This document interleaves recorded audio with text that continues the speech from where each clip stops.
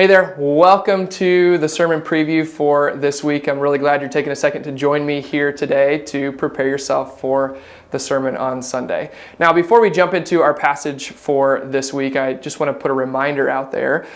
This coming Sunday, it's Mother's Day, but we're also doing some child dedications. And this is a really important piece of the life of the church because it's families who are not only dedicating their children to the Lord, but it's also the church who's coming around and surrounding them and supporting them and giving them accountability and encouragement as they do that. And so come prepared to be a part of that, to participate in that, and giving encouragement and giving accountability as it takes a village to raise these kids up in Jesus. So really looking forward to what that means for the life of the church here at Shore.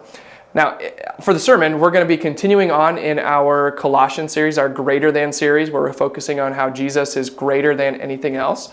And we're going to be looking at Colossians chapter 2, verses 16 through 23. So a shorter passage here. And there's kind of this one kind of main thread that gets pulled throughout this entire passage.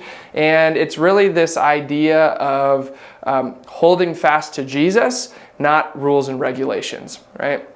So as we kind of look at this, we see the first verse here kind of pulls out some things that there's people that are pressuring Christians to do, and it's likely Jews that are pressuring them to do this. We're like, you have to eat the right foods, you have to worship at these festivals, you have to do these things, you have to do these things.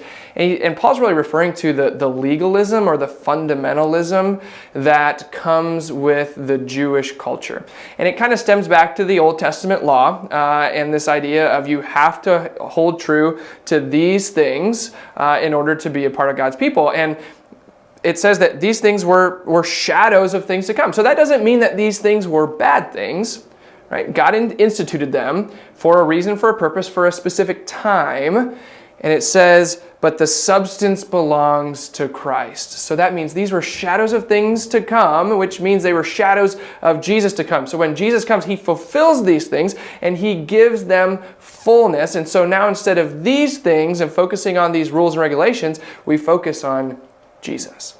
All right, verse 19 is really, it feels like the central verse of this passage, where it talks about they're not holding fast to the head, which is Jesus, talking about the body of Christ, and how Jesus nourishes the body and knits it together and grows with a growth that only comes from God. All right, and so really have this idea of holding fast to Jesus and everything that he brings, instead of holding fast to the rules and the regulations that come with religion. Because the reality is, what Paul's talking about here is Jesus, the substance, is really the only thing that lasts. Right? In verse 21, he uses the phrase, do not handle, do not touch, do not taste, do not touch. And he's really talking about things that are temporary, things that will perish, things that do not last. And that's what he's talking about. All of these things of rules and regulations regarding food and festivals and Sabbath, like all these things are temporary. And Jesus is the only one that is eternal. And that's why we have to put our faith in him. He is the only true way to salvation. All right, and so there's a lot of really good things in this passage, but we kind of see that main thread being pulled through of hold fast to Jesus instead of rules and regulations.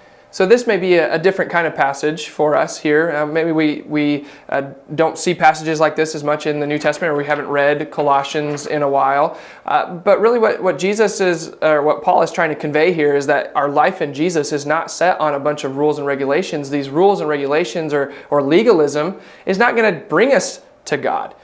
But only Jesus will. Only faith and trust in Jesus will. And so that's what Paul's trying to convey to the Colossians of it's about Jesus. Jesus has to be what we hold fast to. We can't get sidetracked by the shadows or the temporary things in life. So I'm really excited for Sunday. I hope you are as well. Again, as you read through this, ask yourself, how has my walk with Jesus been about do's and don'ts? And how has it been about a relationship? So looking forward to see you Sunday morning, 9:15. Take care. Than anything I've known or seen, you're stronger.